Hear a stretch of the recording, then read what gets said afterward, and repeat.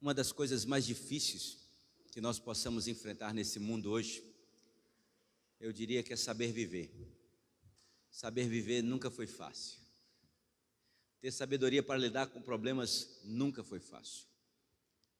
E eu quero pensar com os amados nessa noite acerca desse seguinte tema: aprendendo a viver.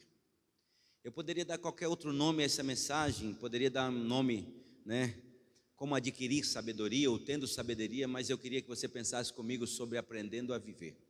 Eclesiastes capítulo 7, nós vamos ler do verso 1 somente até o verso 14, e depois nós leremos o restante dos versículos. Por isso eu te peço que você mantenha a sua Bíblia aberta nesse livro de Eclesiastes. E à medida que você encontrar, eu quero convidar você a se colocar em pé em reverência à palavra de Deus para que possamos ler o texto sagrado. Eclesiastes capítulo 7, a partir do verso 1, a minha versão é a versão Ara, Almeida, revista atualizada. Diz assim: melhor é a boa fama do que o unguento precioso, e o dia da morte melhor do que o dia do nascimento. Melhor é ir à casa onde há luto do que ir à casa onde há banquete, pois naquela se vê o fim de todos os homens e os vivos que o tomem em consideração. Melhor é a mágoa do que o riso, porque com a tristeza do rosto se faz melhor o coração. O coração dos sábios está na casa do luto, mas o dos insensatos na casa da alegria. Melhor é ouvir a repreensão do sábio do que ouvir a canção do insensato, pois qual crepitar dos espinhos debaixo de uma panela, tal é a risada do insensato. Também isto é vaidade. Verdadeiramente a opressão faz endoidecer até o sábio, e o suborno corrompe o coração. Melhor é o fim das coisas do que o seu princípio, melhor é o paciente do que o arrogante. Não te apresses em irar-te, porque a ira se abriga no íntimo dos insensatos. Jamais digas, porque foram os dias passados melhores do que estes, pois não é sábio perguntar assim. Boa é a sabedoria, havendo herança e de proveito para os que veem o sol. A sabedoria protege como protege o dinheiro, mas o proveito da sabedoria é que ela dá vida ao seu possuidor. Atenta para as obras de Deus, pois quem poderá endireitar o que ele torceu? No dia da prosperidade goza do bem, mas no dia da adversidade considerem que Deus fez tanto este como aquele, para que o homem nada descubra do que há de vir depois dele. Amém? Vamos orar mais uma vez? Pai, obrigado pela tua santa palavra. Obrigado pela sabedoria que o Senhor tem dado a cada um de nós. E te pedimos, ó Pai, nessa noite que o Senhor venha abrir o nosso entendimento para que possamos compreender a sabedoria, para que possamos compreender o conhecimento, para que possamos ter discernimento da tua palavra à luz do teu Santo Espírito. Que o teu Santo Espírito tenha livre acesso às nossas mentes e aos nossos corações nessa noite. Fala-nos, ó Deus, poderosamente. Usa-me, ó Pai, apenas como instrumento em tuas mãos. Que não venha sair da minha boca nenhuma palavra, ó Pai querido, que venha de mim mesmo, mas tão somente aquela que procede dos céus aos nossos corações aqui nessa noite. Ministra, ó Pai, poderosamente as nossas vidas, para que possamos compreender as sagradas letras. No doce e eterno nome de Jesus. Amém e amém. Podeis assentar, amados. Como aprender a viver? Queridos, nunca foi fácil viver. Nunca foi fácil andar por esse mundo, passar por esse mundo, conhecer as pessoas, aprender as coisas. Mas nós sabemos que Salomão, ele tem escrito esse livro para que nós possamos aprender a sabedoria e o conhecimento. Nós aprendemos aqui que no capítulo 1, Salomão faz questão de frisar que tudo é vaidade, nada além de vaidade. No versículo 3 do capítulo 1, ele diz que proveito tem ao homem de todo o seu trabalho que se afadiga debaixo do sol. Que proveito tem ao homem. No capítulo 2, Salomão diz que, olha, ele já experimentou de tudo para que pudesse adquirir felicidade ou sabedoria. Ele diz, olha, eu me dei ao riso, eu experimentei as dos homens, eu tive riqueza mais do que todos aqueles que vieram antes de mim, eu tive casas, eu tive patrimônio, eu tive servos nascidos em casa, eu tive servos comprados, olha, eu tive açudes, eu tive um pomar maravilhoso, ou seja, mas ainda assim eu não fui feliz. No capítulo 3, Salomão diz, olha, há um tempo determinado para todas as coisas debaixo do sol. E ele começa dizendo: há tempo de nascer e tempo de morrer, mostrando que nós não temos controle sobre essas duas coisas principais da vida. Nós não temos o controle sobre o dia do nosso nascimento, nem o dia da nossa morte. O homem às vezes quer ter controle sobre todas as coisas, mas nós chegamos à conclusão que nós não temos o controle de nada. Aí Salomão diz: olha, há um propósito, há um tempo determinado para todas as coisas. Não só tempo de nascer e de morrer, mas existe o tempo de plantar, o tempo de colher, tem o tempo de amar e tem o tempo de odiar, tem o tempo de abraçar e o tempo de afastar, de se abraçar. Salomão então começa a dizer que existe um tempo determinado por Deus e não por nós para todas as coisas. Assim como tem o dia do sofrimento, assim como tem o dia da alegria, assim como tem o dia das dificuldades, existe um tempo determinado para tudo.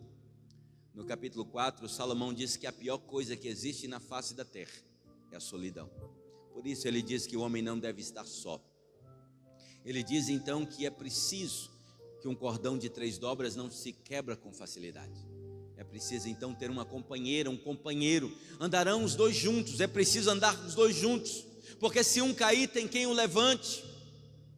Ele faz questão de frisar isso no capítulo 4. No capítulo 5, Salomão diz então, recomendando a que nós tenhamos o cuidado quando entrarmos na casa de Deus: guarda o teu pé quando entrares na casa de Deus. Ele diz que nós devemos reverenciar, ser reverentes na casa de Deus. Termos o zelo quando entrarmos na casa de Deus, porque sabemos que Deus se faz presente. Por certo, quando nós pensamos naquelas figuras políticas, ou naquelas figuras do STF, aqueles homens, se com certeza um viesse aqui, você reverenciaria. Você ficaria em silêncio quando ele falasse. Você não sairia toda hora para o banheiro para ver, porque você queria reverenciar aquele homem. Você não ia ficar toda hora tomando água porque teria alguém aqui que você teria que reverenciar. Agora, Deus é mais importante que todo homem, mas muitas vezes nós não reverenciamos ao Senhor como deveríamos. Às vezes é o dia do culto, você sabe que se você chegar 1 segundo atrasado para pegar um avião, muitas vezes você não consegue mais, se você não fez o check-in. Você sabe que se você atrasar para a rodoviária e o ônibus passar, acabou, tchau. Mas por que às vezes nós atrasamos para estarmos na casa de Deus? Chegamos depois que o culto começa, chegamos no momento de louvor. Por que não temos esse zelo? Falta de reverência na casa de Deus. Por isso que ele faz questão de dizer: não te precipites com a tua boca, nem com o teu coração se apresse a pronunciar palavra alguma diante de Deus, porque Deus está no céu e tu na terra. Portanto, sejam poucas as tuas palavras, porque dos muitos trabalhos vêm os sonhos, e do muito falar palavras nestes.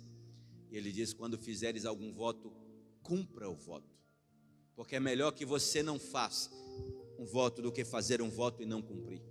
No capítulo 6, Salomão faz questão de frisar que não existe coisa pior no mundo do que um homem que Deus dá tudo o que ele sonha, que ele deseja, mas ele não possa gozar do bem que Deus dá. A Bíblia chega a comparar esse homem, diz que esse homem é pior do que um aborto, é pior do que uma criança que nasceu morta, e principalmente se esse homem não teve um enterro digno, ele é muito pior do que um aborto. Diz que ainda que ele viva 2 vezes 1000 anos, ele é pior do que um aborto, simbolizando esse homem, dizendo então que o homem também nunca se sacia e tudo que ele faz é para a sua boca. E no capítulo 7, Salomão faz um contraste, basicamente 7 contrastes nesses 14 primeiros versículos que eu quero pensar com você nessa noite. A primeira coisa que Salomão descreve para que eu e você possamos aprender a viver. Eu não falo de você, mas eu falo de mim mesmo, porque a primeira lição eu tiro para mim. Salomão faz questão de dizer que melhor é a boa fama do que um unguento precioso. Observe, queridos, quando ele está falando da fama aqui, em outras versões vai dizer que ele está dizendo que melhor é o bom nome do que o perfume caro. É melhor que você tenha caráter e tenha nome do que você estar com o perfume mais cheiroso que existe na face da terra. É aquelas pessoas que muitas vezes têm aparência, andam bem vestidas, andam com roupa de marca, mas quando chegam em determinado lugar, alguém diz: ixi, chegou fulano. Aquele cara compra e não paga, aquele cara é desonesto, aquele cara não tem palavra. Quantas vezes nós vemos situações como essa? A pessoa tem uma postura de crente, mas está distante de ser crente. As pessoas contorcem as palavras e ele está dizendo: olha, é melhor o bom nome, é melhor a boa fama do que o perfume mais caro que você possa usar. A sua aparência para Deus não é nada. Não adianta vestir um terno ou uma mulher colocar aquele belo vestido, aquele vestido mais lindo, não adianta você colocar aquele sapato especial que muitas mulheres usam, um salto de 15 ou 20 centímetros, com bico finíssimo, todo lustrado, e você chega num lugar, mas você não tem nome. O nome é mais importante do que o perfume mais precioso. Às vezes o seu cheiro pode até agradar as pessoas, mas o seu caráter e o seu nome não. Todos nós já ouvimos os mais pobres quando diziam assim: a única coisa que eu tenho é o nome, não é? O pobre que é honesto diz: olha, a única coisa que eu tenho é o nome, eu vou zelar dele até eu morrer. Mas hoje muitas pessoas não se preocupam com o nome, se preocupam mais com a aparência do que o nome. Às vezes complicam-se no cartão de crédito, ou muitas vezes no crediário, só para estar bem vestido ou só para estar bem perfumado. Ele está dizendo: olha, cuide do seu nome, seja honesto, seja íntegro, tenha caráter. E uma outra coisa que ele observa, a segunda coisa que ele fala: olha, melhor é o dia da morte do que o dia do nascimento.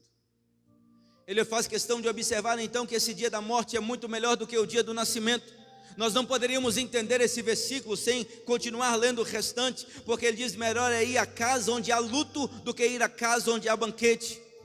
Então nós podemos observar que ele faz questão de frisar: é melhor o dia da morte do que o dia do nascimento. É melhor você ir na casa onde há luto do que onde há banquete. E aí ele faz questão de descrever o porquê dessa diferença, porque ele faz questão de dizer: olha, pois naquela se vê o fim de todos os homens, e os vivos que eu tomem em consideração. Queridos, é só na hora do luto, é só quando você está no velório que você começa a refletir acerca das coisas mais importantes da sua vida. Não é lá no banquete.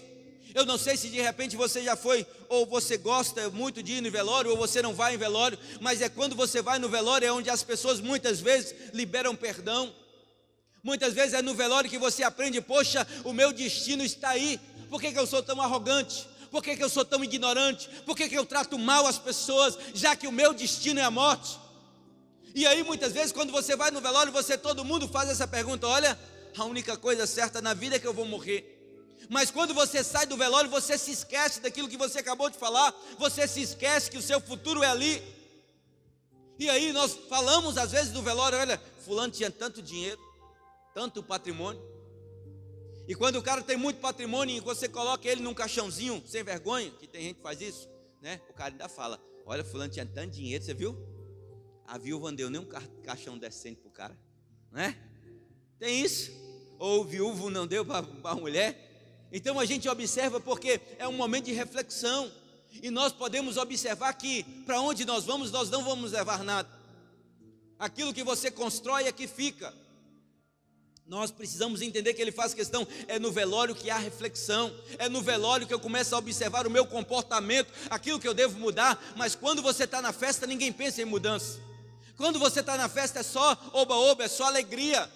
De repente você está lá dançando, pulando ao som da música, e aí você tomando uma, você vai se lembrar de problema, você vai se lembrar que você tem que perdoar alguém, você vai se lembrar dos conselhos da sua mãe ou dos conselhos do seu pai. Mas às vezes é lá no velório que de repente você pode ver ali o seu pai ou sua mãe, e você diz: meu pai e minha mãe eram tão bons, mas partiram. E aí você começa a refletir: qual era o sonho do meu pai? E aí de repente o seu pai diz assim: meu filho, ame os seus irmãos. Aí você está brigado com um irmão seu de sangue: eu preciso perdoar. E um irmão olha para o outro e diz: irmão, me perdoa. Já tem tanto tempo que a gente não se fala, já tem tantos momentos que a gente não se relaciona. Às vezes por causa de um probleminha pequeno sequer que aconteceu lá atrás. Mas é preciso estar na casa onde há luto, na casa onde há dor. E ele faz questão de dizer uma outra coisa: melhor é a mágoa do que o riso, porque com a tristeza do rosto se faz melhor o coração. Queridos, às vezes nós ficamos sem entender esse versículo, mas eu sei de histórias, irmãos, que muitas vezes as pessoas, antes de se suicidarem, estavam rindo, aparentemente felizes. O grande problema é o que está aqui dentro internamente, não é o que está na nossa aparência.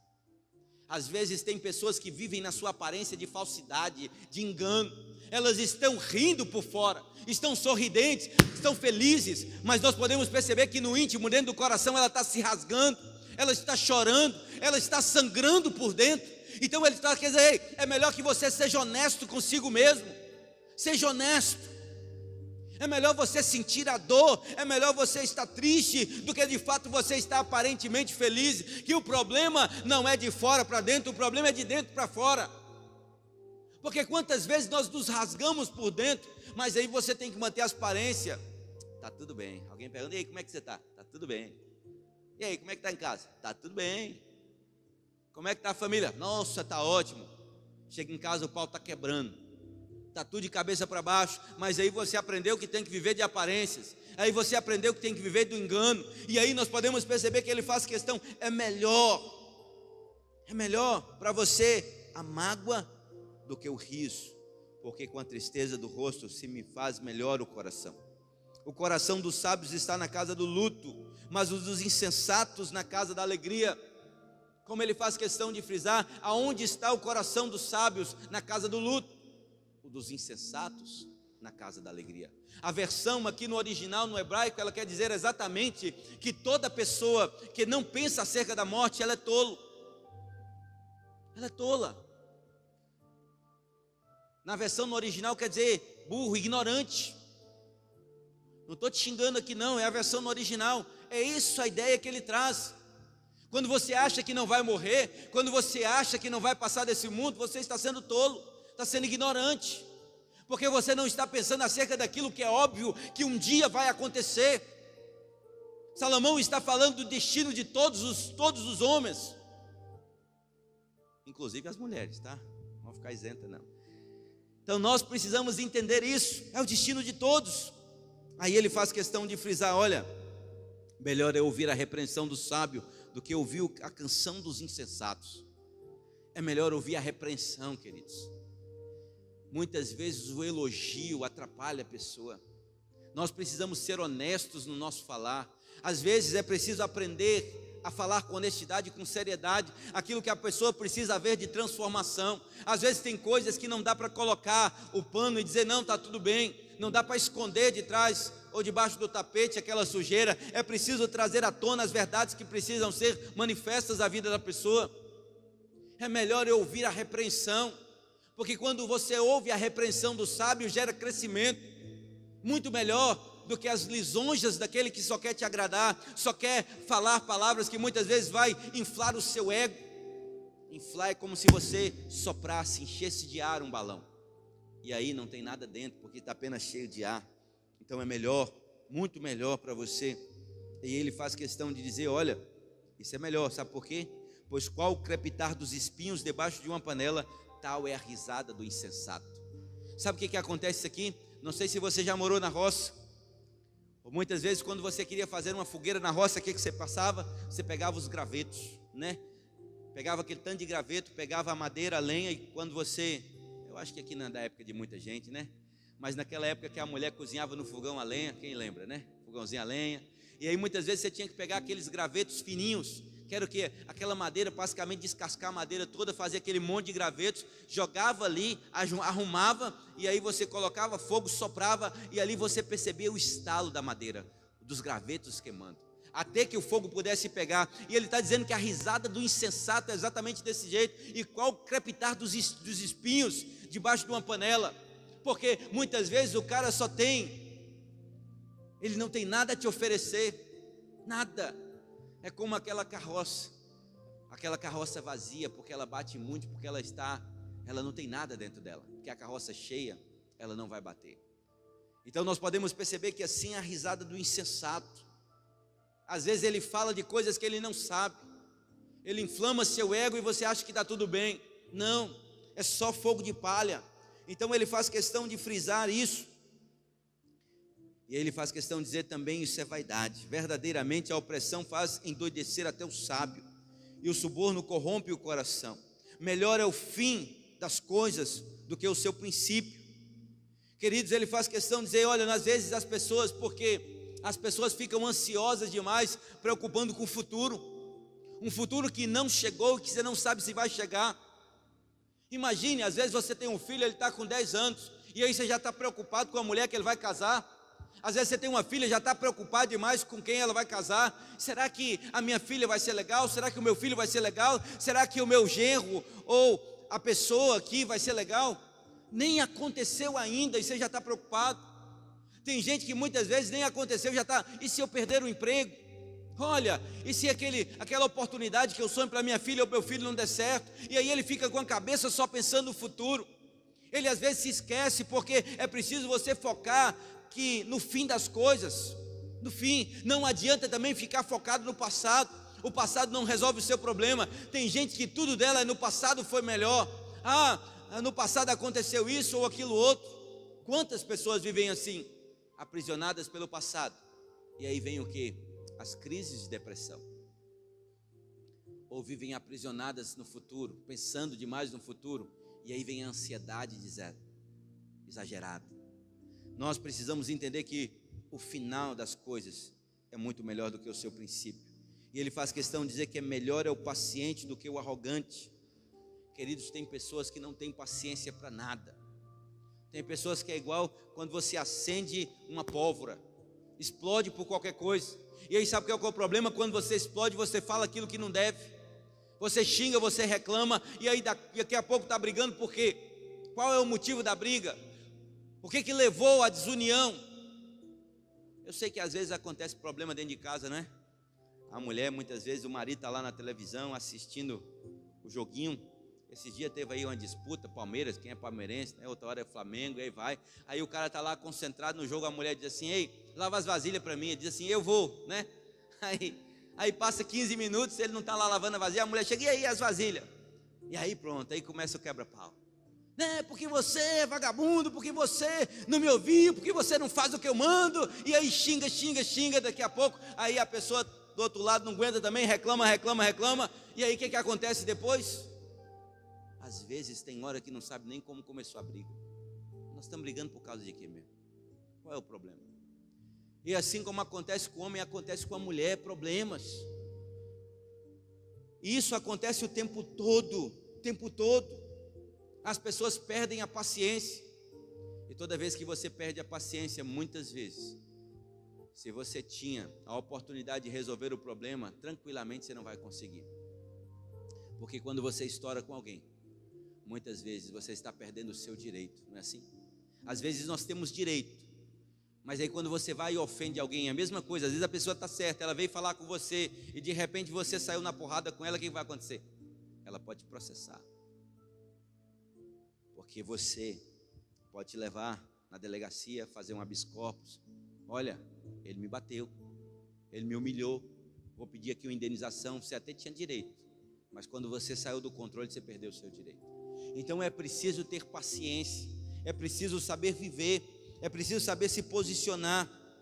E observe uma outra coisa que ele faz questão de dizer: não te apresses em irar-te, porque a ira se abriga no íntimo dos insensatos.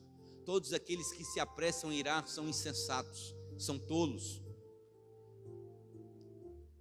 Grave isso. Jamais digas: porque foram os dias passados melhores do que estes, pois não é sábio perguntar assim. Queridos, quantas pessoas que dizem assim: no passado era melhor, no passado era diferente. Olha, lá no tempo do meu pai, no tempo da minha avó, no tempo da minha mãe. Para com isso, viva o hoje. Esqueça o passado muitas vezes ele serve apenas para consulta, mas nós devemos esquecer o passado. E aí a pessoa diz: fulano era melhor, cicrano era melhor. Para que isso?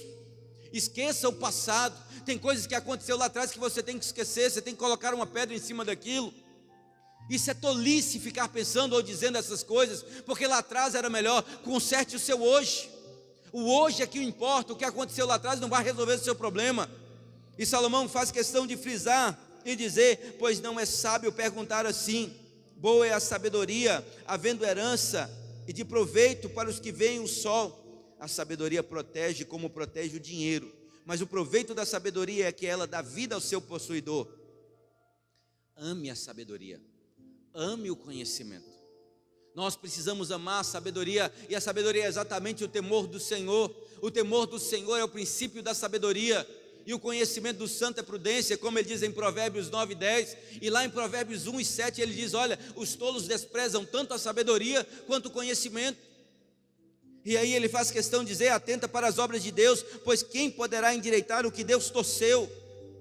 Aqui não está falando de pessoas, aqui está falando de coisas, de circunstâncias, porque tem gente que usa isso aqui para dizer: olha, você é torto, você não conserta mais não tem solução para você. Aqui não está se referindo ao homem, porque aquele homem torto, nós sabemos que tem um carpinteiro que deixa ele certinho, não é assim? Mas as circunstâncias não. Olha o que diz no verso 14: no dia da prosperidade goza do bem. No dia da prosperidade, tem dias que está tudo bem, tem dias que é festa, tem dias que é alegria, tem dias que é regozijo. Então, se as coisas estão bem, goza o bem, aproveita o dia bom. Mas olha, na adversidade, considera que Deus fez tanto um quanto o outro. Quer dizer, irmãos, que não tem como só ter dias gloriosos, não tem como só ter dias de festa. O que ele está dizendo é que vai ter dias com problemas, vai ter dias que você vai passar dificuldades, vai ter dias que você vai enfrentar tempestades, vai ter dia que vai haver discussão. Mas você precisa entender que Deus fez tanto um quanto o outro. Nós precisamos ter isso em mente, tanto um como o outro. E aí ele faz questão de dizer: olha, este como aquele, para que o homem nada descubra do que há de vir depois dele. Nós precisamos entender que nós precisamos viver dessa forma, aprender a aproveitar os dias. Se existem dias maus, não despreze os dias maus. No versículo 15, nós temos um versículo aqui, do versículo 15 até o versículo 22, que às vezes dá um nó na cabeça de muita gente. Esse texto é um texto meio polêmico. Ele faz questão de dizer na minha versão: a moderação em tudo é boa, mas eu quero dizer para você, os extremos é perigoso demais. Aqui ele está falando de dois extremos. Ele diz: olha, tudo isso vi nos dias da minha vaidade. Há justo que perece na sua justiça, e há perverso que prolonga os seus dias na sua perversidade. Não sejas demasiadamente justo, nem exageradamente sábio, porque te destruirias a ti mesmo.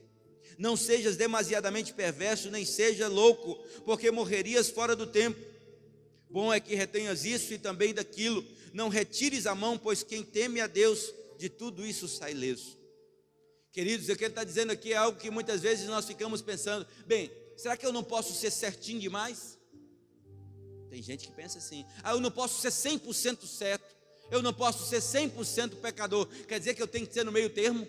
Eu não posso ser 100%? Nós não podemos considerar aqui dessa forma.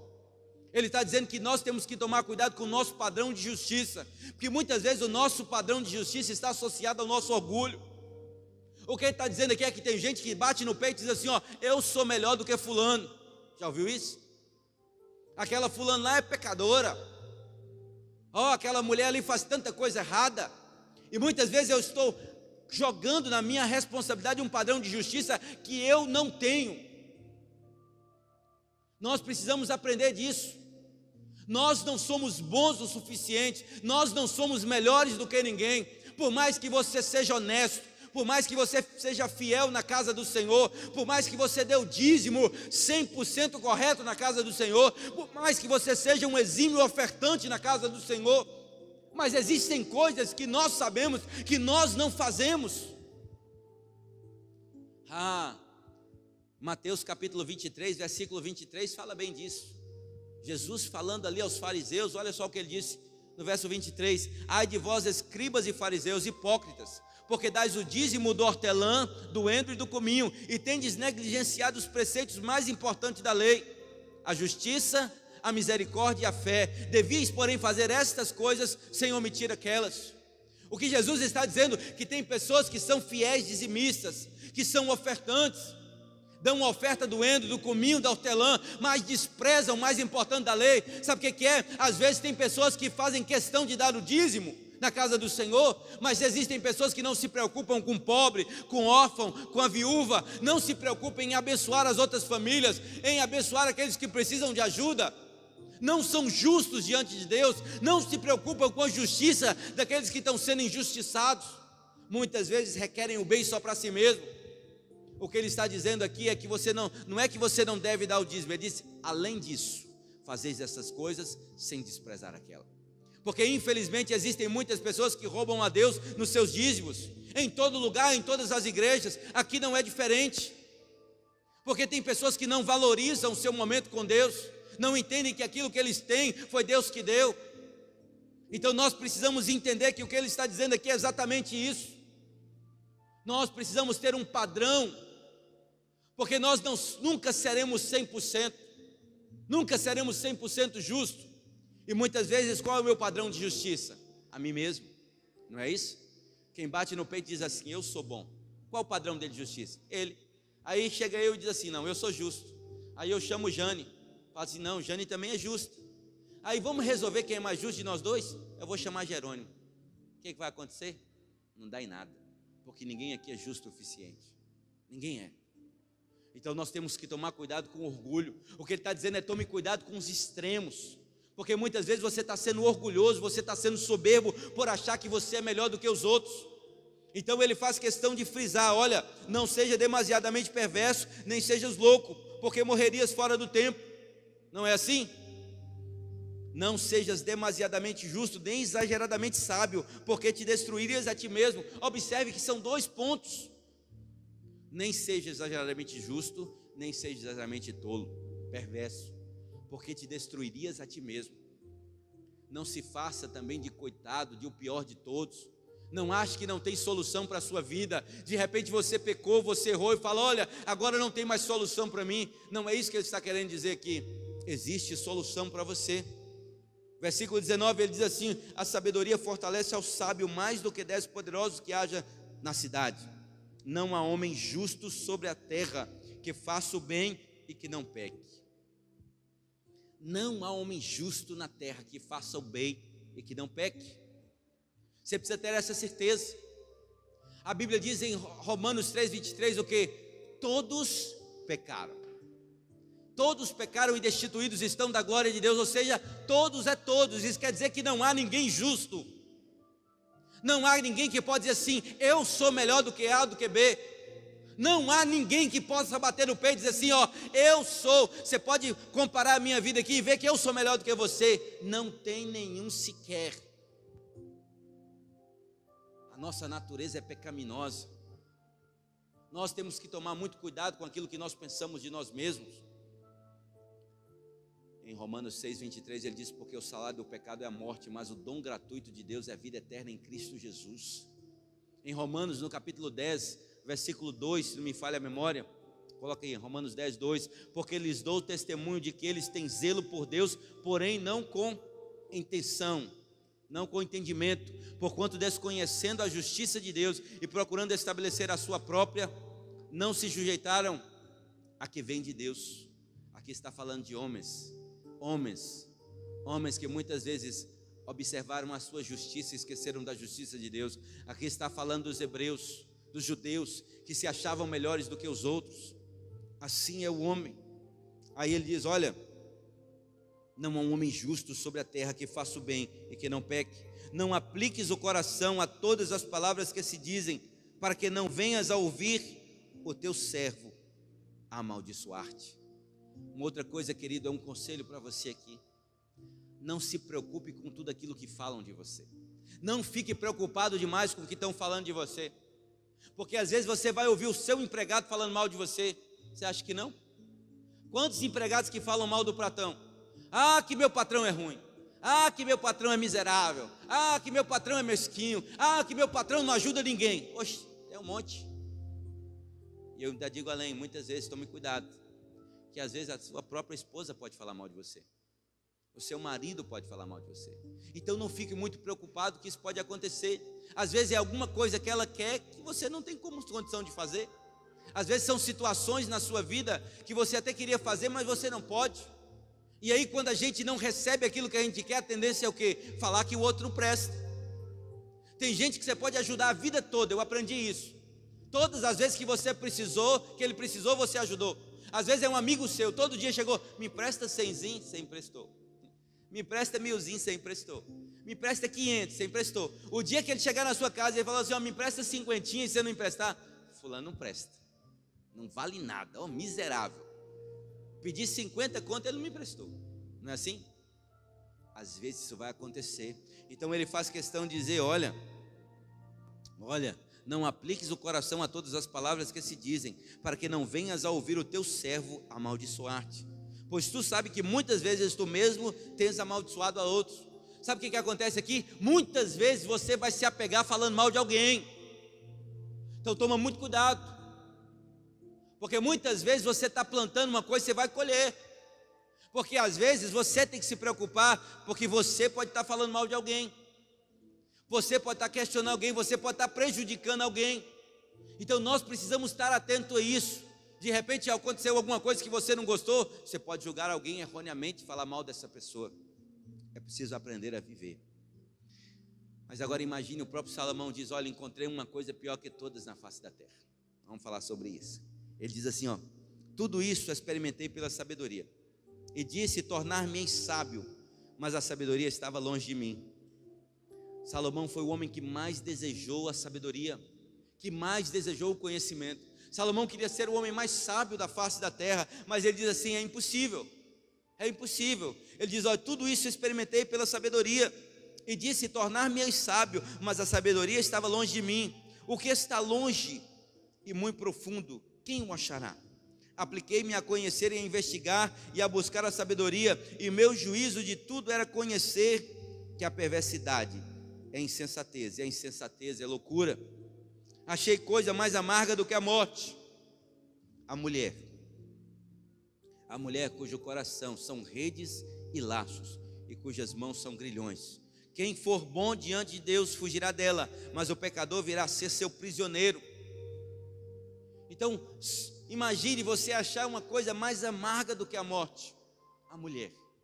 Aqui ele não está referindo da mulher, muitas vezes a sua mulher com que você casou. Não é isso que ele está querendo dizer. Mas ele está referindo da mulher, muitas vezes, da mulher adúltera, da mulher prostituta.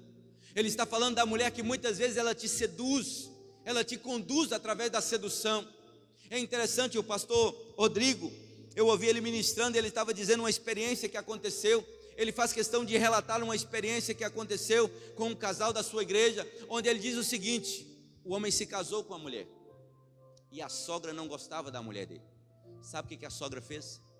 Contratou uma prostituta para seduzir o filho dela, para ver se ele esquecia a mulher. Você sabe o que aconteceu? Quase que o casamento foi por água abaixo, mas Deus entrou com a sua intervenção divina, e aquele casal então pôde então retornar ao amor, pôde então continuar vivendo juntos. Mas é interessante que aquele casal pôde desabafar com ele, e disse assim: olha, eu larguei a mulher, eu voltei para os caminhos do Senhor, mas aquela mulher me enfeitiçou. Ele disse assim: até hoje eu me pego às vezes pensando naquela mulher, porque ela fez coisas comigo que eu jamais imaginei fazer. E muitas vezes essa mulher enfeitiçou, talvez porque, num caso desse aqui, foi exatamente a própria mãe que contratou essa mulher para seduzir o seu filho, porque não estava feliz de ver com aquela mulher com a qual ele havia casado. Então tome muito cuidado, você que é homem, não só homem, mas você que é mulher, tome muito cuidado com a sedução. De repente esse homem ou essa mulher, que você pode vir a ter um caso, ele vai te enfeitiçar de tal forma, que ele faz questão de dizer: olha como ele diz o texto: o seu coração é como a rede, você é fisgado pela rede. A mulher cujo coração são redes, laços, e cujas mãos são grilhões. Grilhões aqui é como se fosse garras em alguma versão. E essa mulher, imagine você separar dessa mulher, que as suas mãos são garras, ela está firmada em você. Ou você que é mulher, de repente ficar com um homem que ele está agarrado em você, as garras estão aprisionadas e ele já laçou o seu coração. Quão vai ser a sua ruína? Você estará preso a essa pessoa, e muitas vezes ela vai destruir tudo aquilo que você tem. Ela vai ser como uma praga na sua vida, ela vai te levar ao pó, à lama, a lugar nenhum. Então ele está falando de quem? Dessa mulher, essa mulher sedutora, essa mulher atraente, a qual o próprio Salomão em Provérbios, se não me falha a memória, no capítulo 5, ele faz questão de dizer que essa mulher muitas vezes ela tem uns lábios que são como mel, mas aí logo depois você vai descobrir que é como fel, amargo como fel. A mulher adúltera, a mulher prostituta, que é laço, que te laça, e ela te leva a um caminho totalmente distante, a um caminho longínquo, a um caminho sem volta, a um caminho de trevas, a um caminho de abismo. Então toma muito cuidado com essa mulher. Da mesma forma você, mulher, tome muito cuidado com esse homem. Eis o que achei, diz o pregador, porque ele faz questão de dizer: quem for bom diante de Deus, ou seja, quem é servo do Senhor, quem aceitou o Senhor, ele com certeza vai fugir dessa mulher, ele não vai ser prisioneiro dessa mulher, mas o pecador virá a ser prisioneiro. O pecador cairá no laço dessa mulher, cairá na rede dessa mulher, o pecador vai ser destruído por essa mulher. Recentemente, agora em Eunápolis, teve um rapaz que foi morto, e eu fiquei sabendo que ele estava tendo um envolvimento com uma mulher, que era mulher de alguém do tráfico, uma mulher que já tinha 6 filhos. E aí você para pensar, mas como é que esse homem se envolveu com essa mulher? Como se envolveu? A sedução. A sedução é algo terrível. Tome muito cuidado com a sedução. A palavra do diabo, muitas vezes o diabo quer dizer sedutor. Ele quer te seduzir, ele quer te arrastar para o fundo do poço. Então tome muito cuidado com essa mulher. Ele diz: eis o que achei, diz o pregador, conferindo uma coisa com outra para a respeito delas formar o meu juízo. Juízo que ainda procuro e não achei. Entre 1000 homens, achei um como esperava. Olha o que ele diz. Sabe o que ele está dizendo aqui? Quando muitas vezes você quer alguém bom para te aconselhar, para te ajudar, no meio de 1000 você vai achar um. No meio de 1000 homens, achei um que me deu um bom conselho, porque o restante só te dá conselho ruim, o restante só vai te dar conselho para destruição, para morte. E sabe o que ele diz aí no restante? Mas entre tantas mulheres, não achei nenhuma sequer. Aí você que é mulher, não fique triste comigo não, não quer dizer que não tem mulher que não preste, não é isso, mas ele está querendo dizer assim: olha, no meio de 1000 homens, achei um para me dar um conselho, e entre as mulheres, nenhum. Ele está dizendo: olha, 1000 por 1, 1000 por 1. Enquanto você tem aí uma pessoa para te dar um conselho decente, uma pessoa para te ajudar, uma pessoa para te orientar, você tem 999 que quer ver a sua ruína, quer ver você no fundo do poço. Muitas vezes aquele relacionamento que alguém diz assim: olha, não vai dar certo, não vai por aí, aí você tema e vai.